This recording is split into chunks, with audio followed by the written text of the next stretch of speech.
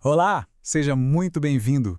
Sabe aquela sensação de olhar para a conta de luz e pensar: eu não entendo nada disso, só sei que está caro? Pois é, esse sentimento é quase um consenso nacional. Hoje, a gente vai bancar o detetive e desvendar o que realmente existe por trás de uma das despesas mais confusas do nosso dia a dia. Então vamos lá, direto ao ponto. A pergunta que não quer calar: por que essa conta é tão cara e, principalmente, por que ela parece um enigma? A impressão que dá é que ela foi feita para a gente não entender mesmo. E olha, de certa forma, essa impressão não está errada não. A resposta para tudo isso não está escrita em letras garrafais. Ela está escondida ali, nas entrelinhas, em meio a um monte de siglas e taxas que parecem beneficiar só alguns. E a nossa missão aqui hoje é justamente essa: ler o que não está óbvio. Para começar essa investigação, a gente precisa olhar primeiro para o que a conta de luz mostra, para aquilo que está na cara. Mas, como a gente vai ver logo mais, essa é só a ponta do iceberg. É a parte da história que querem que a gente veja.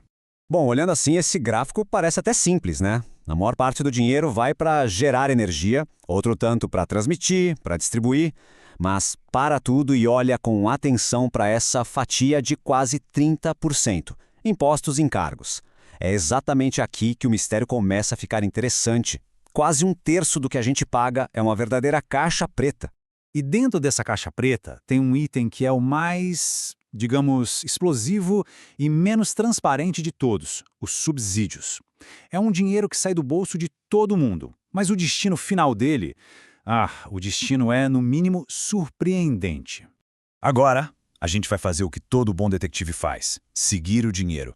Vamos rastrear para onde vão os bilhões de reais que são arrecadados com esses tais encargos que pesam tanto na nossa conta. E não é pouca grana não, viu? Em 2024, o valor total que os brasileiros vão pagar em subsídios escondidos na conta de luz é de 48 bilhões de reais. Só para ter uma ideia do tamanho do salto, em 2023, esse valor foi de 41 bilhões. É um aumento absurdo em um único ano. E aí vem a pergunta de milhões, né? Para onde vai toda essa dinheirama? Se é um subsídio, a gente imagina que deveria ajudar alguém que precisa, certo? Bom, a resposta é um tanto quanto chocante.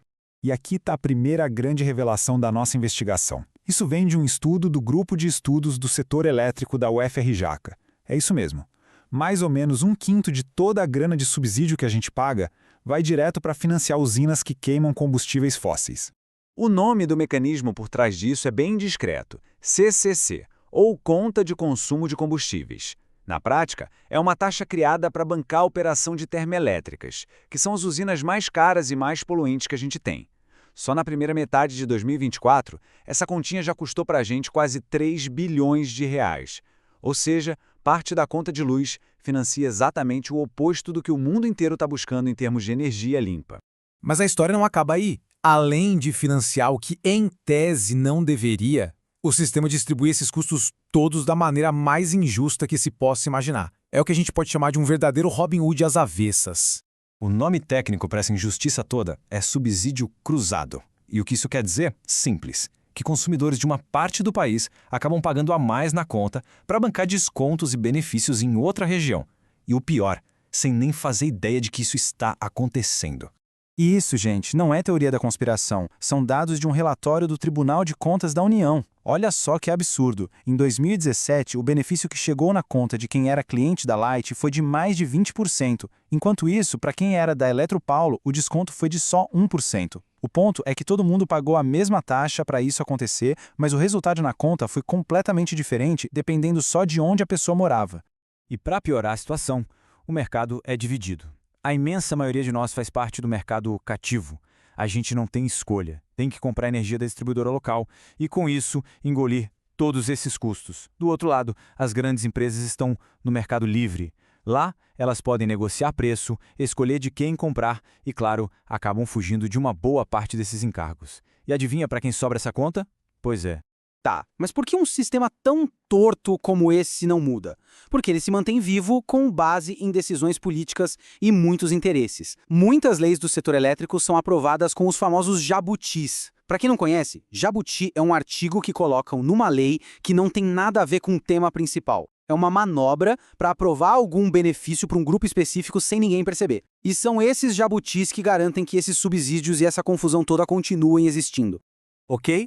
O sistema é caro, é injusto, é confuso, entendido. Mas isso nos leva a uma pergunta talvez ainda mais importante. Por que, como sociedade, a gente parece que simplesmente aceita tudo isso? A resposta pode estar na nossa própria cabeça. A psicologia tem um nome para isso: impotência aprendida. Sabe quando a gente enfrenta uma situação frustrante muitas e muitas vezes? Tipo uma conta de luz que só sobe, não importa o que se faça. O cérebro aprende uma lição: não adianta lutar. E aí a pessoa simplesmente para de tentar. E essa resignação, com o tempo, muitas vezes até se disfarça de virtude. Como essa análise inspirada em Nietzsche aponta, a gente começa a valorizar o suportar como se fosse uma qualidade, a paciência como um sinal de maturidade. Aceitar a conta alta vira um sinal de ser adulto e não um sinal de que tem alguma coisa muito errada acontecendo. E tem mais um fator cognitivo aí no meio. O cérebro humano é programado para poupar energia, ou seja, ele prefere o caminho mais fácil. Entender uma conta de luz cheia de taxas e termos técnicos dá trabalho, exige esforço. E aí, qual é a reação da maioria? Deixar para lá.